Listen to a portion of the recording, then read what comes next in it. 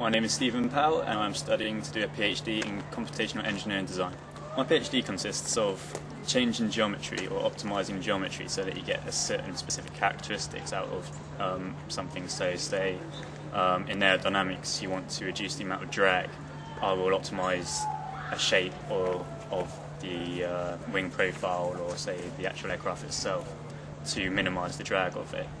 At the moment I'm working on moving the engines above the wing, so to reduce the amount of noise seen by people on the ground. Now once you do this, you find that it's actually safety concerns with putting an engine on top of the wing is quite severe. So you've got an optimization strategy where you try and put the engine above the wing to reduce the noise to people on the ground, but you've also got to have the safety requirement in there as well. So then you basically put it through an optimization algorithm to get this result of the best place to put the engine on top of the wing. Engineering is interesting ever since I first saw my first aircraft when I went to a museum. Since then I've always wanted to do some sort of engineering to do with aircraft, so so that's how I got into engineering. I wasn't interested in engineering when I was at school. I was more interested in being a doctor, but once I thought about it, and when I went in sixth form, I thought that I would like to do aerospace engineering more than what I would like to be a doctor. So therefore I went into do aerospace engineering instead.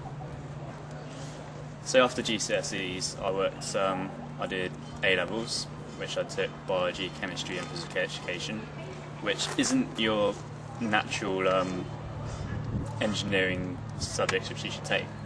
Therefore when I went into engineering, or did my undergraduate in engineering, I took a foundation year, which was in maths and physics and computer studies and things like that.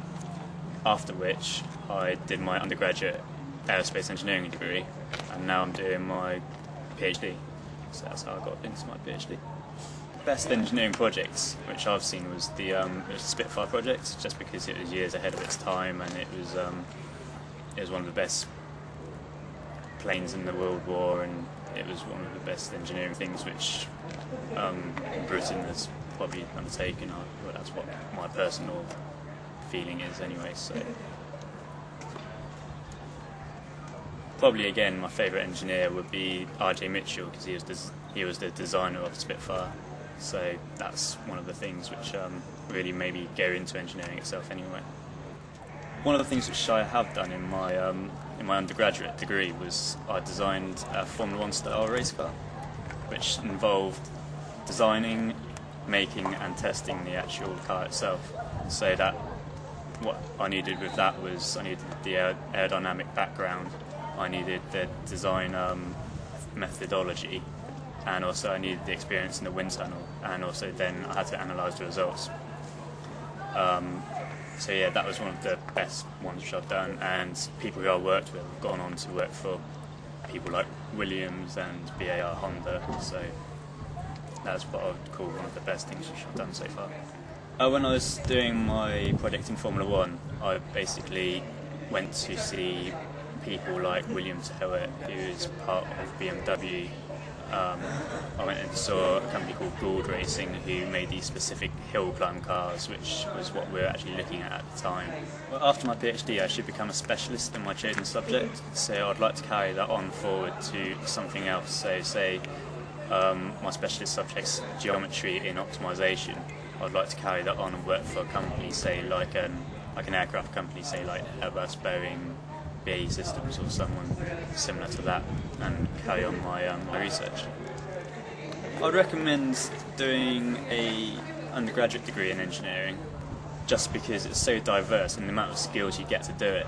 Even if you come out of your degree and say, oh, I don't really enjoy engineering, you still have the skills and expertise to go into something else. I mean, so many companies look more at engineers to be managers than, say, actual management people who've gone and done an undergraduate degree in that, just because they've got all the background skills and expertise to do this sort of thing.